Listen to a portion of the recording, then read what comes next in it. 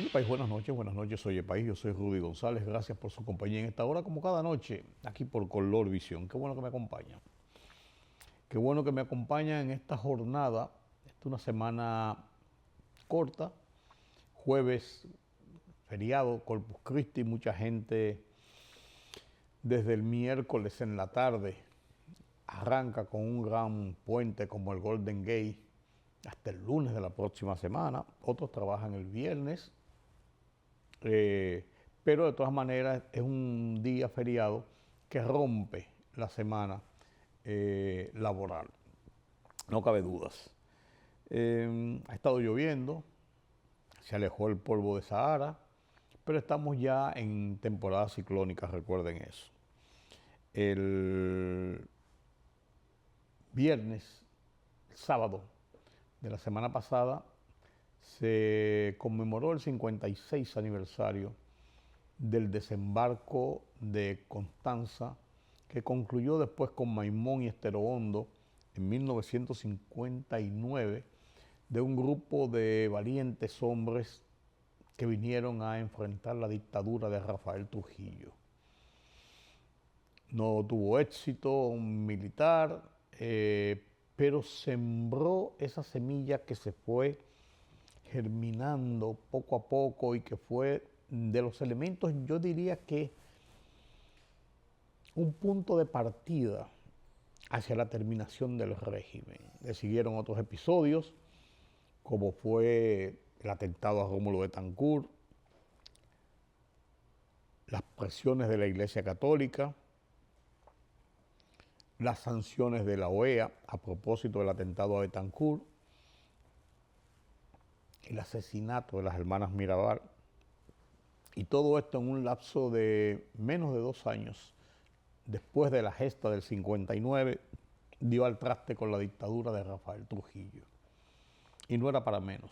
Ya el país, el continente, el mundo, no podía seguir permitiendo una dictadura sanguinaria, opresiva, de encierro de una nación como la dictadura de Trujillo. Por eso yo me pregunto a veces, yo no entiendo cómo los pueblos, caso por ejemplo de Cuba, han podido soportar 60 años con una dictadura de esta naturaleza, un encierro que los tiene marginados del resto del desarrollo que vive toda la región, todo el hemisferio, todo el mundo. Así son las cosas. Loor a los héroes del 14 de junio. Este fin de semana también pasado falleció doña Violeta Chamorro, una gigante de las luchas por las libertades, en especial por la libertad de expresión, por la libertad de los derechos humanos. Doña Violeta Barrios de Chamorro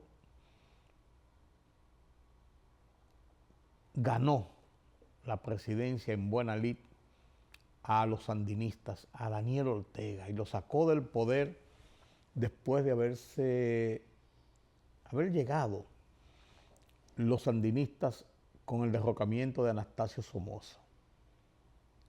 En 1979 había sido asesinado su esposo Pedro Joaquín Chamorro en una de las calles de Managua, en Nicaragua.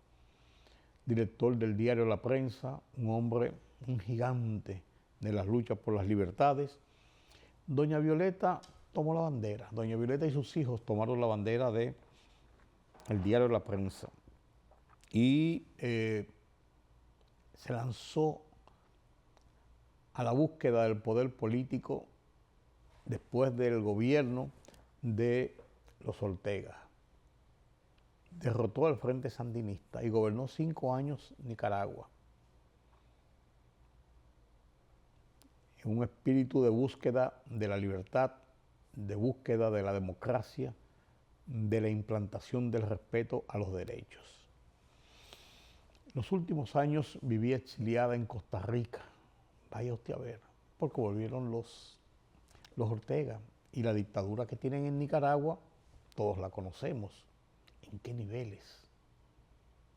Y es una pena que con tantas luchas, y principalmente esa lucha por derrocar la dictadura de los Somoza, provocó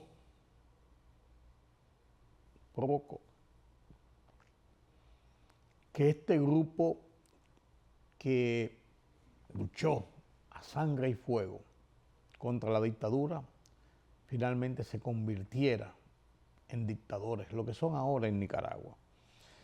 Pero el emblema de una mujer como Violeta Barrios de Chamorro siempre estará presente en los segmentos de luchas del pueblo de Nicaragua. Doña Violeta estuvo aquí en República Dominicana más de una vez. Recuerdo aquella reunión de la Sociedad Interamericana de Prensa, un par de años después del asesinato de Pedro Joaquín Chamorro, una asamblea general que se dio en República Dominicana, se celebró precisamente en el Hotel Santo Domingo, la asamblea general, y allí estaba doña Violeta, y habló de su Nicaragua, habló de las luchas por la libertad de expresión, por la libertad de prensa, por la democracia, por el respeto a los derechos, y se ganó ella toda la atención, por así decirlo, principalmente de esa reunión de la Sociedad Interamericana de Prensa. Recuerdos para doña Violeta Chamorro. Ya tenemos embajadora de República Dominicana acreditada ante los Estados Unidos nueva vez en sustitución de la anterior. En Venezuela se habla de reanudar los vuelos a República Dominicana. Se hizo un anuncio desde el gobierno venezolano de que iban a levantar las prohibiciones, pero esto tiene que ser con un acuerdo con las autoridades de República Dominicana. Recuerden ustedes que Venezuela, el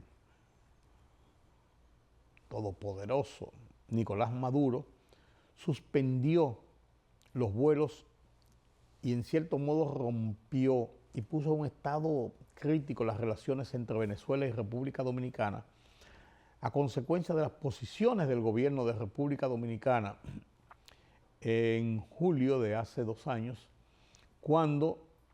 del año pasado, cuando el proceso electoral fue viciado para Nicolás Maduro mantenerse en el poder. República Dominicana fue muy crítica y lo ha sido, lo ha seguido siendo. Y en retaliación a esas críticas, el gobierno de Nicolás Maduro alejó las relaciones, suspendió los vuelos, prohibió los vuelos de República Dominicana a Venezuela y lógicamente de Venezuela a República Dominicana. Y en ese interín de 1 año han estado suspendidos y las relaciones en un estado precario. La embajada a su mínimo nivel y las relaciones, pese a que en República Dominicana hay unos 100.000 venezolanos, se estima, entre 80 y 100.000, son relaciones muy difíciles y muy tensas. Señores, una gran cantidad de senadores y diputados aún no han presentado la declaración jurada. ¿Ustedes lo pueden creer? Pues es así. Hay un tema que merece una investigación muy especial y que merece explicaciones muy especiales. Fue la muerte de un ciudadano ruso en una villa en Casa de Campo que, según los informes preliminares, fue un suicidio. ¿Quién es ese ruso? ¿Y por qué eso se tiene en ciertas dudas? Vamos a ver. La violencia Israel-Irán fue el tema internacional, uno de los 2 temas principales internacionales del fin de semana. Han ido ascendiendo la cantidad de muertos tanto en Israel como en el lado de Irán a consecuencias del intercambio de misiles que se registraron jueves en la noche, viernes en la noche, sábado en la noche, todas las noches. Cientos de misiles, de ataques, de bombardeos. El presidente Donald Trump celebró su cumpleaños y el 250 aniversario de la fundación del Ejército de los Estados Unidos con un desfile militar que no se veía hace muchos años, nada más y nada menos que en la capital norteamericana, en Washington, D.C. Esto matizado con las protestas que se generalizaron por todo el país durante el fin de semana por las presiones, arrestos, redadas, deportaciones contra los inmigrantes. Y un episodio de violencia estremeció también a Estados Unidos y a muchos países en el fin de semana por el asesinato a tiros de una representante y su esposo y las heridas en otro lugar, pero por la misma persona, de un senador estatal de Minnesota y su esposa. Hechos de la violencia norteamericana que dice el FBI inicialmente que obedece, todo parece indicar, a una acción política. Vaya usted a ver. En Haití la violencia sigue cobrando muertos y se habla de que más de 2.600 personas han muerto por la violencia en los primeros 5 meses de este año. Vaya usted a ver. Estos y otros hechos los comentamos después de la pausa. La Junta de Aviación Civil informó que la reanudación de los vuelos comerciales hacia Venezuela aún está en fase de análisis, desmintiendo así el anuncio previo realizado por las autoridades venezolanas. Las declaraciones emitidas por el presidente de la Junta de Aviación Civil, Héctor Porchela, quien sostuvo que cualquier decisión al respecto será tomada de manera responsable y en función del interés nacional, por lo que las operaciones aéreas entre ambos países permanecen suspendidas hasta nuevo aviso. El ministro de Energía y Minas, Joel Santos, explicó que el gobierno dominicano, junto a todas las instituciones del sector eléctrico, continúa trabajando para reportar los avances del pacto eléctrico por la reforma del sector eléctrico y retomar de manera directa los compromisos pautados en el pacto para alcanzar las metas establecidas hacia 2028, el cual busca transformar y modernizar el sistema eléctrico nacional.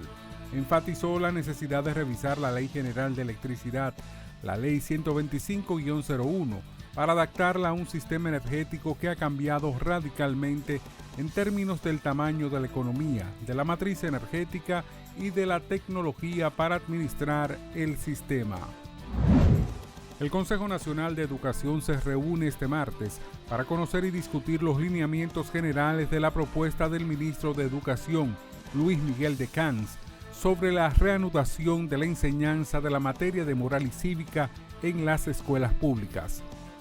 La información la ofreció el ministro, quien explicó, además, que esos lineamientos incluirán temas actuales para la formación de los estudiantes, como el fomento del conocimiento sobre la Constitución, la nacionalidad y el patriotismo.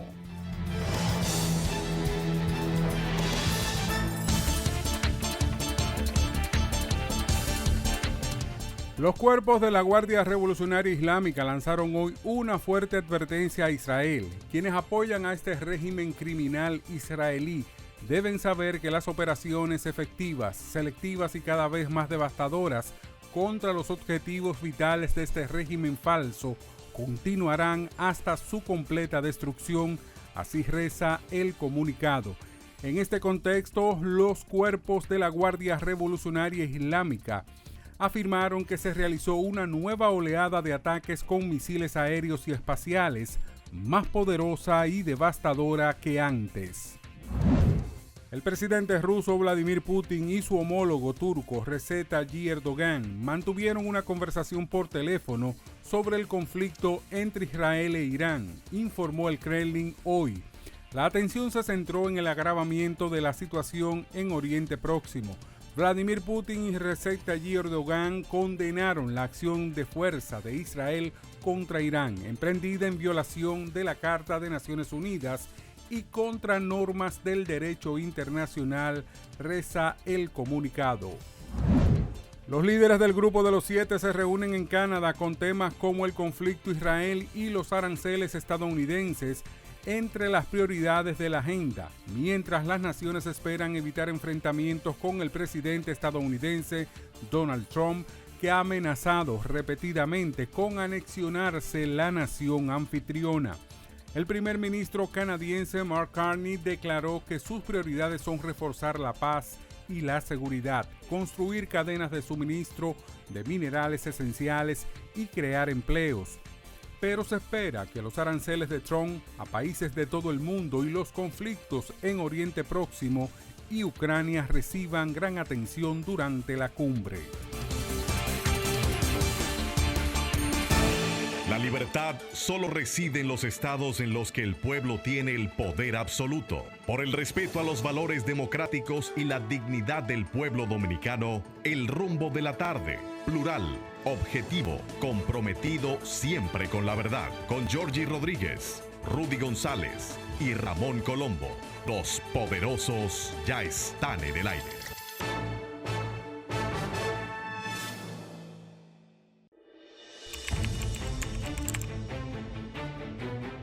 Periodismo de investigación, columnas, opinión, análisis, reportajes de fondo. Hora por hora, una completa plataforma multimedia. Periodismo con valor. Noticias horaporhora.com.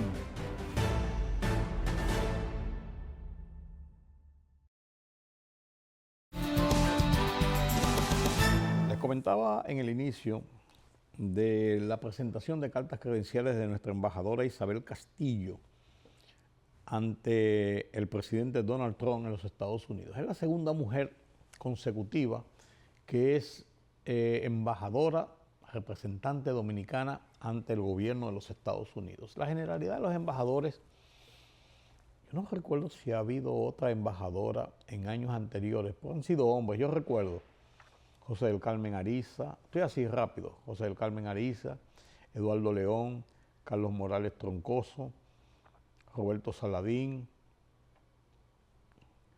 Aníbal de Castro,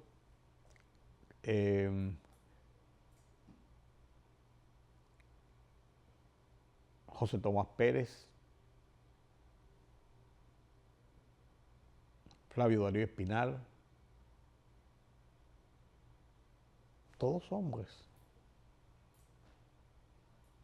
Todos hombres. Dos mujeres consecutivas como embajadoras. Doña Sonia Guzmán, que estaba en la posición desde que inició la gestión, la administración del presidente Luis Abinader, y ahora fue sustituida por Isabel Castillo, quien viene de ser embajadora de República Dominicana en México. Ya presentó las cartas credenciales, ya tiene la continuidad de embajador ante Washington, y nosotros aquí estamos esperando todavía un embajador de Estados Unidos después de 5 años sin embajador. Después que se fue Robin Weinstein en enero del 2021, no habíamos tenido embajador. No hemos tenido embajador. Los encargados de negocio de los Estados Unidos han hecho las veces de jefe de la misión diplomática. Se acaba de nominar y ya pasó el hearing, están esperando la aprobación del Senado de los Estados Unidos de Liz Campo, que es tiene raíces latinas y ya fue nominada por el presidente Donald Trump. Pasó el hearing, como le digo, que hearing es la entrevista en el Comité de Relaciones Exteriores del Senado, que es quien debe votar después para su aprobación o rechazo. Todo parece indicar que es una aprobación segura, pero no se ha dado todavía la sesión donde el caso sea presentado y sea aprobado para que ella pueda venir a República Dominicana a restaurar el que la sede diplomática más importante de nuestro socio principal, los Estados Unidos, tenga un funcionario del nivel de embajador. No está Céfala. Ahí está Cristina Aguilera, que es encargada de negocios, está a cargo de la embajada. Estuvo el señor Thomas anteriormente, había estado otro encargado de negocios y han sido así, encargados de negocios los que han estado dirigiendo la embajada en los últimos 5 años. Pero ya tenemos embajadora, nunca ha faltado, pero ya presentó sus cartas credenciales en Washington, Isabel Castillo. Miren, el tema de un nacional ruso llamado Suren Sergeyev Terk, de 52 años, ocurrido en La Romana, ha levantado un manto de especulaciones, de dudas, de expectativas de qué pasó ahí. ¿Por qué? Este hombre que vivía con su esposa de 36 años en La Romana hace un tiempecito, en una villa, dice que rodeado de aparatos de seguridad, de cámaras de vigilancia, de qué sé yo cuánto. Tenía mucha seguridad.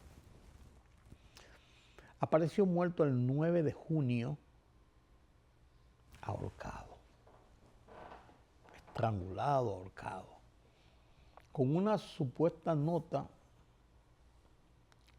que inducía que fue un suicidio. El hecho se investiga por una razón. Este señor, junto con una socia de nacionalidad ucraniana, que según las informaciones también vivía en la misma villa, pero tenía un esposo dominicano, este ruso era el arquitecto, el diseñador, el desarrollador de los drones que usa Ucrania y que ha usado Ucrania con fines militares en su guerra con Rusia.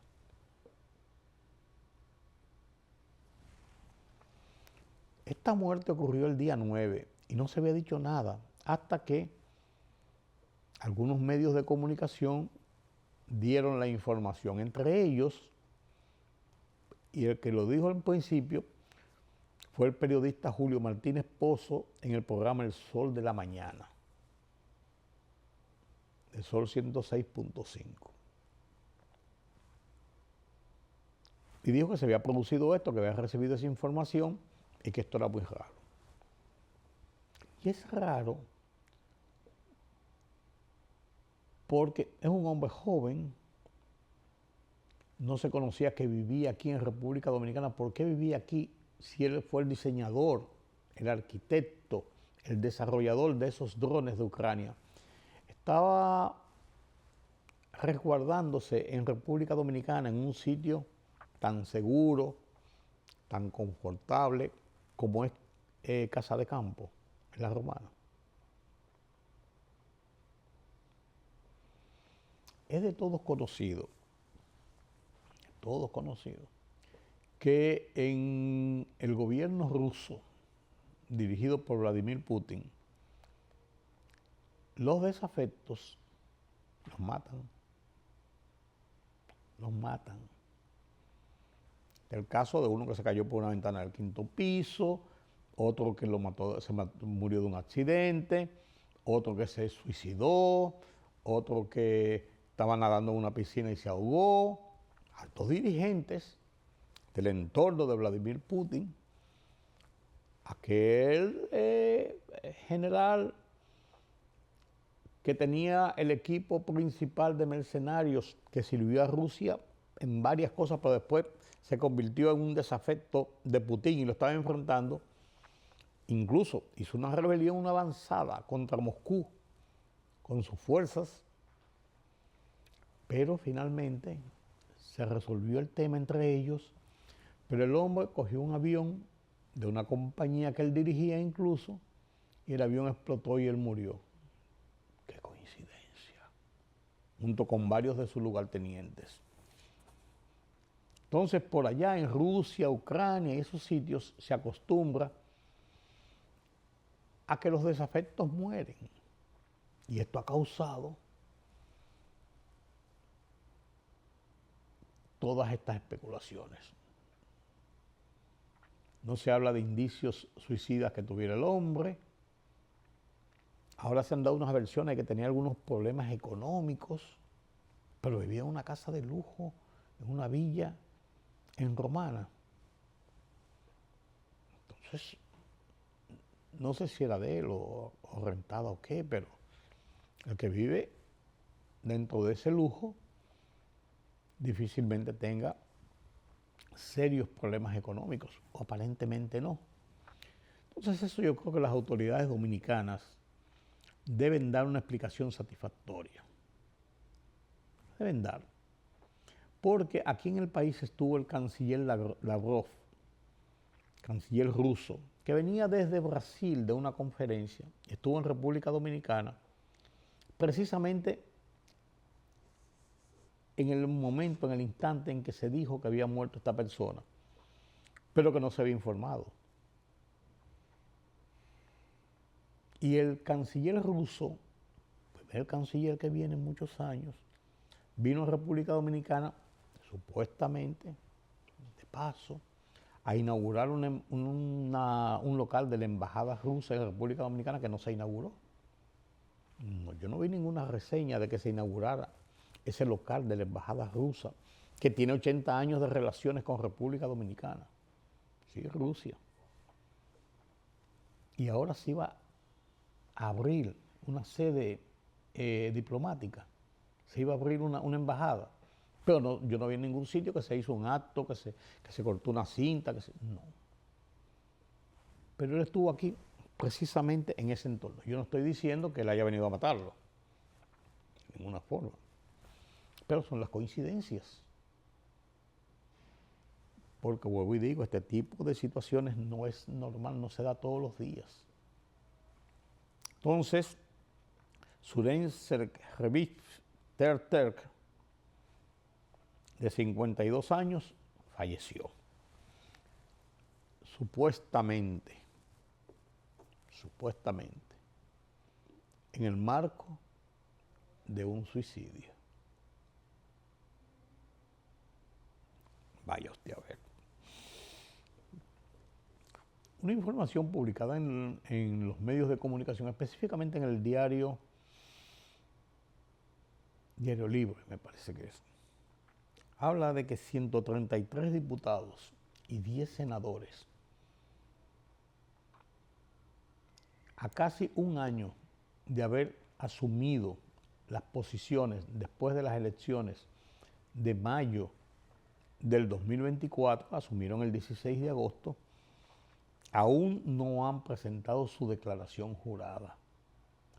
Declaración jurada de bienes obligatoria que debe ser presentada ante las autoridades, según lo que establece la ley 311-14, que da un plazo de 30 días para que todo funcionario que entre a la administración pública que maneje recursos, y en este caso funcionarios electos, o los que salgan de las funciones, tienen 30 días para presentar una declaración jurada de sus bienes. Eso es obligatorio. Pero los señores senadores y diputados no les da la gana. 133 diputados de una matrícula de 190, quiere decir que las 2/3 partes no han presentado su declaración jurada, y que de 32 senadores, 10 senadores no lo han hecho. Una tercera parte también, pues no le da la gana. Hay uno que dijo, lo vi en estos días en la televisión, no, porque como yo soy reelecto, yo no tengo por qué presentarlo. No, usted terminó su mandato el 16 de agosto y usted asumió el mandato nueva vez el 16 de agosto. Tiene que presentar la declaración jurada. Así establece la ley.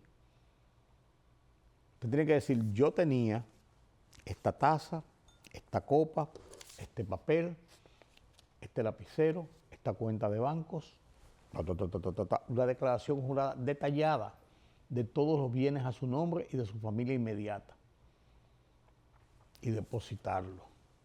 No tiene ninguna implicación. Se deposita lo que usted tiene. Se hace una revisión de que todo está correcto, es notarizada, tiene que ser notarizada por abogados, de que es correcto. Entonces, cuando usted sale de la posición, usted tiene que presentar en los 30 días también una declaración jurada también. Al salir de la posición, tengo esto. Esto no tiene ninguna implicación.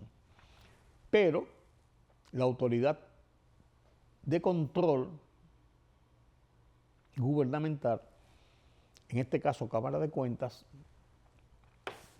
puede simplemente establecer, usted cuando entró a la posición tenía 100 pesos en una cuenta de banco y tenía un apartamento que valía 100 pesos. Usted tenía 2 vehículos que valían 50 pesos cada uno. Usted tenía esto y tenía una cuenta de banco que tenía 150 pesos en efectivo. Cuando usted está saliendo, usted tiene un apartamento que cuesta 50 millones de pesos. Usted tiene 6 vehículos que cada uno cuesta, qué sé yo, cuántos cientos de miles de pesos. Usted tiene una cuenta de bancos con qué sé yo, cuántos miles o millones de pesos. Entonces usted tiene que establecer, usted tiene que explicar de dónde salió ese dinero que usted no tenía cuando asumió el cargo y que tiene ahora cuando deja el cargo. Y tiene que ser así. Porque eso es lo que establece la transparencia de su gestión en la administración pública en tal o cual posición. Eso está establecido en la ley.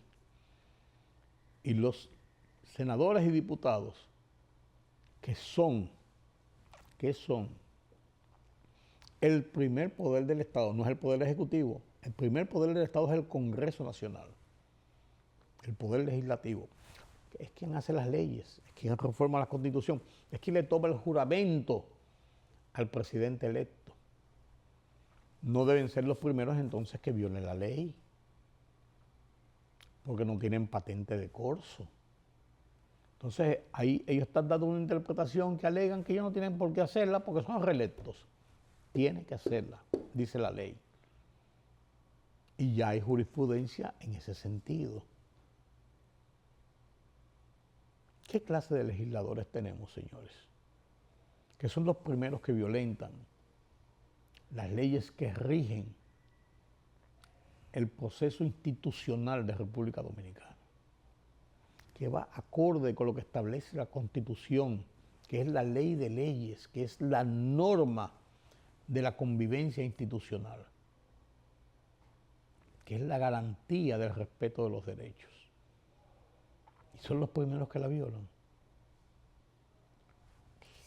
Además, ¿cuál es el problema de tener que hacer una declaración jurada? ¿Por qué ampararse en esconder o de tratar de impedir cumplir con una obligación legal y constitucional? Mueve suspicacias, aunque no lo sea. Usted no lo tiene, usted va y deposita su declaración jurada, míralo ahí. ¿Por qué esconderlo? Eso hay que verlo, señores. Es una pena que sean precisamente nuestros legisladores los que estén en esa actitud.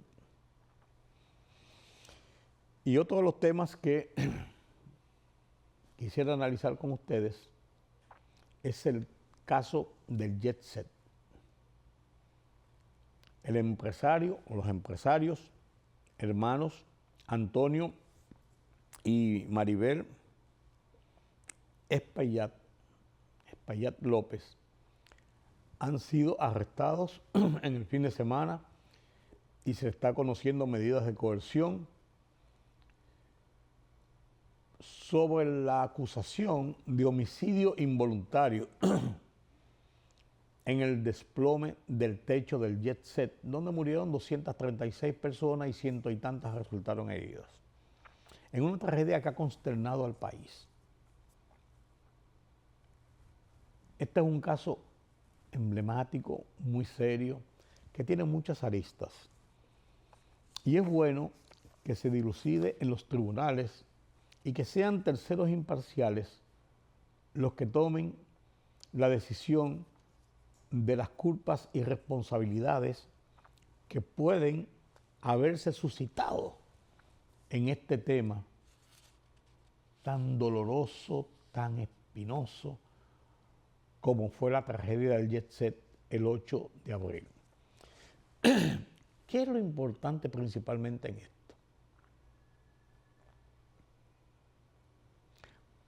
Aquí se va a ver realmente los elementos de la presión mediática sobre diferentes sectores de poder del país, en este caso, sobre la justicia. ¿Estará en capacidad la justicia dominicana de decidir de manera independiente e imparcial sobre la base de las pruebas, de las declaraciones, de los enfrentamientos jurídicos entre abogados acusadores, en este caso la Fiscalía, entre abogados defensores, en este caso los representantes legales de los hermanos Espaillat? ¿Tendrá esa capacidad, esa resiliencia, la justicia dominicana, de tomar decisiones que puedan verse como garantía del sistema judicial dominicano en favor de otro, de una u otra forma? Yo no estoy diciendo con esto que debe ser así o que debe ser asado. Estoy diciendo de cómo este caso, donde hay gente que anda pidiendo sangre y que anda hablando de todo y diciendo de todo, estará en capacidad la justicia, porque aquí se juega la justicia, de tomar una decisión que realmente satisfaga en gran medida a la sociedad. Porque yo puedo decir, a mí no me gusta esa sentencia que se decidió, tal o cual cosa, pero encuentro que los jueces actuaron de la manera como debieron actuar. Y le doy confiabilidad a que ellos hicieron el trabajo sobre la base de pruebas, sobre la base de lo que es la convicción de los elementos presentados que lo llevan a conclusiones tal o cual. Eso es lo importante. No importa si a favor o en contra, no es lo que estoy hablando. Este es un tema emblemático porque en este caso son empresarios de relevancia, con muchos medios de comunicación, empresarios de apellidos, con una buena barra de defensa de abogados.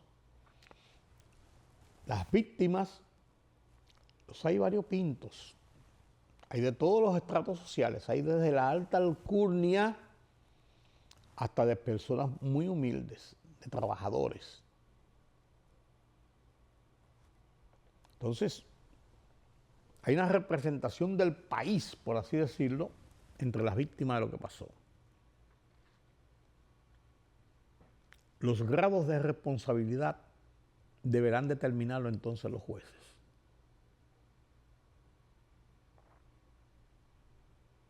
Y uno lo que espera es de que el resultado de esto, que a mucha gente lo va a satisfacer, a otros no lo va a satisfacer, lo van a criticar, va a pasar de todo.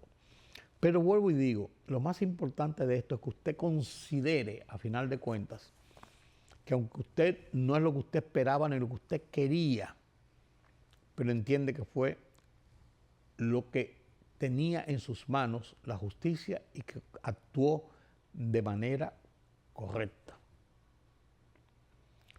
Porque lo hemos visto a lo largo de los últimos años con los casos de denuncias de corrupción, de cómo la presión mediática, el paredón moral a que han sido sometidos muchos jueces, fiscales, abogados, políticos, en este caso, de cómo se ha visto flaquear, de cómo se ha visto acciones y cosas que no se compadecen con lo que uno espera de una justicia tercero, imparcial, independiente, sobre hechos que se revelan como delitos contra la sociedad,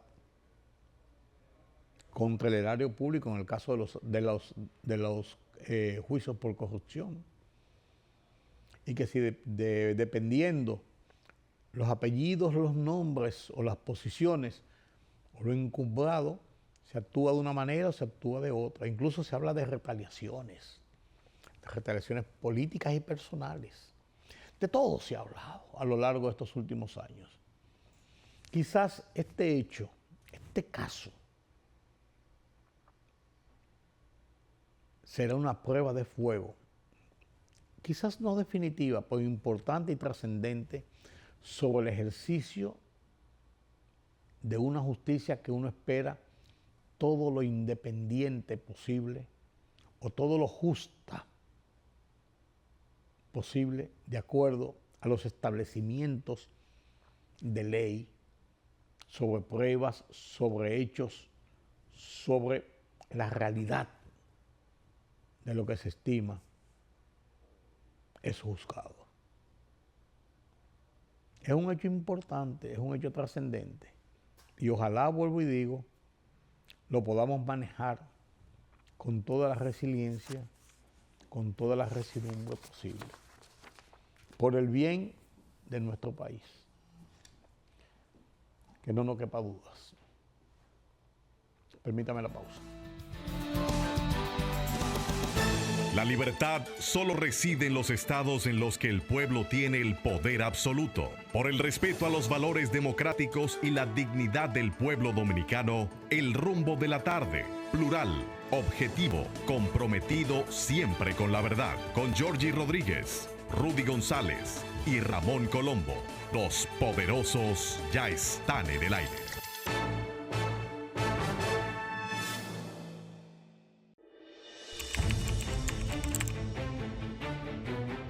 Periodismo de investigación, columnas, opinión, análisis, reportajes de fondo. Hora por hora, una completa plataforma multimedia. Periodismo con valor. Noticias horaporhora.com.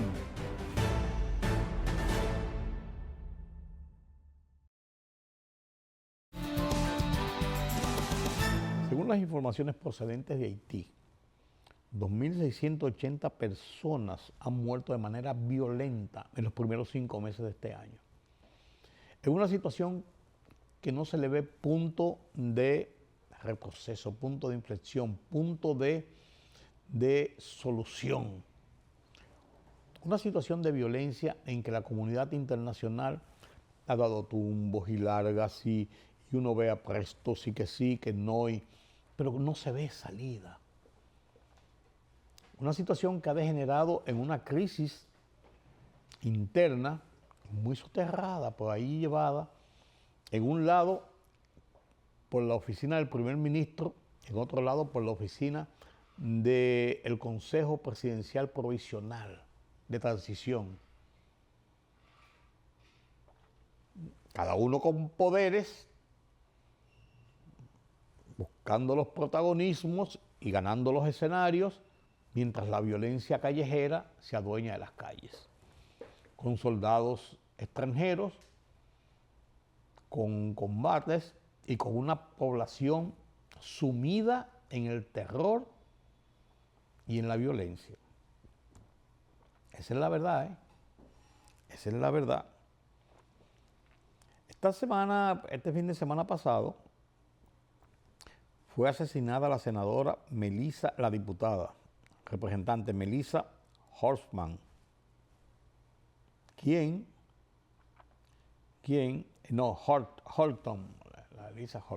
Melissa Horton, asesinada junto a su esposo en su vivienda en horas de la madrugada a tiros. Y cerca de ella vivía el senador John Hoffman, los dos demócratas también, a quien también la misma persona habría entrado en su casa también y le había disparado y están en estado grave. Todo esto en el estado de Minnesota. Y el FBI, la CIA, todo el mundo lanzó una cacería y finalmente atraparon al tipo el domingo en la noche. Pero esto aterra a la sociedad norteamericana. ¿Cómo es posible que representantes legislativos del Estado puedan ser tan vulnerables como que un tipo puede entrar y abatirlos a tiros, en lo que ha dicho el FBI y la policía de Minnesota, que apunta a un crimen político? O sea, es rebatiña política. Parece que el tema de la legalización del aborto y de todo esto anda por ahí girando en las posiciones de la representante y del senador. Señores, una sociedad donde las armas imponen la ley. Los tiroteos frecuentes en escuelas, en centros públicos, con saldos de muertos y heridos, es terrible. Es terrible. Y esto provoca mucho terror, mucho pánico a la sociedad en sentido general. Una sociedad que se está viendo afectada grandemente en estos últimos meses por las medidas del presidente Donald Trump, en especial, no solamente la guerra arancelaria y la situación económica, sino en especial en las redadas, persecuciones, deportaciones de inmigrantes ilegales y hasta no ilegales en Estados Unidos. Y esto ha causado escenas duras de tensión y de terror en las familias y ha desatado una ola de protestas callejeras, de protestas que se han tornado en violentas, que ya han provocado muertes y heridos, que comenzaron en Los Ángeles con una manifestación y se han disgregado por todo el país. Es una situación realmente que es preocupante en Estados Unidos. Se dice que el presidente Donald Trump mandó una nota a los departamentos de inmigración y de aduanas para decir que bajen la presión. Vamos a bajar la presión. Que los trabajadores agrícolas y otros trabajadores, que los dejen tranquilos, aunque sean ilegales. Vamos a ver cómo le buscamos la vuelta a eso. Porque las manifestaciones de violencia van creciendo. Han ido creciendo y si esto sigue esta presión, no se ven visos de terminar, sino de aumentar. Sabrá Dios con cuáles consecuencias. Entonces, esa es la realidad de lo que está pasando. Y es preocupante lo que está pasando en la vida norteamericana en este sentido. Y el tema central que ha ganado la atención mundial es el intercambio de misiles, cientos de misiles de Israel hacia Irán y de Irán hacia Israel, en lo que amenaza con desatar, señores, el infierno, como le ha dicho Donald Trump, y como ha dicho Israel también, el infierno en el Medio Oriente, con los problemas que esto acarrea, los precios del petróleo, el tráfico normal de alimentos por el estrecho de Hormuz, todo lo que es esta zona del mundo y la influencia que tiene hacia Europa y hacia otros países, porque ahí está Rusia, ahí está Corea del Norte, ahí está China, que tienen sus apoyos a Irán, pero que no han intervenido en esto, nada más que meramente con condenas, pero no en acciones directas. pero esto podría desatar una conflagración en toda la zona de proporciones impensables. Todo el fin de semana la atención mundial se concentró en los enfrentamientos con misiles aún entre Irán e Israel. Las plataformas de noticias del mundo, entre ellas Deutsche Welle principalmente, tienen reportajes sobre lo ocurrido y la tensión en Israel, en Irán, en el Medio Oriente y en el mundo por estos choques de misiles Israel-Irán. Los dejo con estas informaciones internacionales, estas reseñas sobre el tema de esta guerra. Yo soy Rudy González, gracias por su compañía en esta noche. Mañana nos vemos nueva vez aquí en Color Visión. Los equipos de rescate rastrean las casas destruidas tras el impacto de un misil iraní en una región costera del centro de Israel. No han desvelado la localización exacta para evitar que el ejército iraní obtenga información valiosa sobre los objetivos. Sonó una sirena, desperté a mi mujer. Bajamos corriendo al refugio, cerramos la puerta y tras unos minutos hubo un bombazo que hizo temblar toda la puerta. Se abrió y escuchamos ruidos. Pensamos, se acabó, nos quedamos sin casa. La mitad de la casa quedó destrozada, se vino abajo. Bajo los escombros hallaron a una mujer muerta de unos 60 años y un hombre de unos 40 fue rescatado en estado crítico, pero murió posteriormente por las heridas. Un bebé de 3 meses salió ileso, según medios israelíes. El sábado amaneció con el ruido de las sirenas. El sistema de defensa antiaérea israelí interceptó misiles y drones iraníes lanzados en represalia por los ataques de Israel. Por la noche, algunos misiles iraníes sí lograron impactar sobre objetivos. Entre ellos, un rascacielos cerca del Ministerio de Defensa en el centro de Tel Aviv. Varios edificios resultaron gravemente dañados, también en un barrio de la periferia.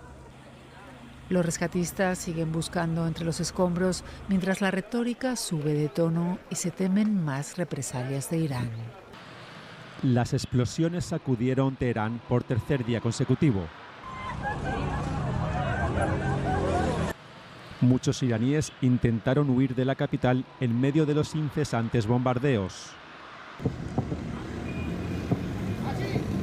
No tenemos acceso a un refugio, no hay refugios en toda la ciudad. No creo que haya ningún lugar al que la gente pueda acudir en caso de emergencia. Funcionarios iraníes afirman que se están utilizando escuelas y mezquitas como refugios improvisados, pero incluso en la ciudad de Mashhad, el lugar religioso más importante de Irán, los fieles fueron sacudidos por una explosión cercana. Se trata de la incursión más profunda de Israel hasta la fecha. Un avión de reabastecimiento fue alcanzado en el aeropuerto de la ciudad. Medios iraníes afirman que decenas de personas han muerto en todo el país, entre ellas mujeres y niños, y que hay cientos de heridos. El gobierno iraní sostiene que no tiene otra opción que contraatacar, después de que Israel lanzara los llamados ataques preventivos contra sus instalaciones nucleares, pocos días antes de las negociaciones nucleares con Estados Unidos. Nunca quisimos una guerra, hicimos todo lo posible para evitarla. Permítame subrayar que a pesar de nuestra desconfianza, negociamos y queríamos que las negociaciones dieran resultados. También estábamos dispuestos a presentar nuestro programa nuclear en la 6ª ronda, pero no nos dejaron. El presidente de Irán advierte de una respuesta más dura si continúan los ataques. No pretendemos ampliar la guerra. Cuanto más intenten escalar, más duras y severas serán nuestras respuestas. Más gente inocente puede perder la vida. Mientras los mandatarios intercambian amenazas y misiles, la población civil se ve atrapada en el medio y las esperanzas de paz se desvanecen con cada nuevo ataque.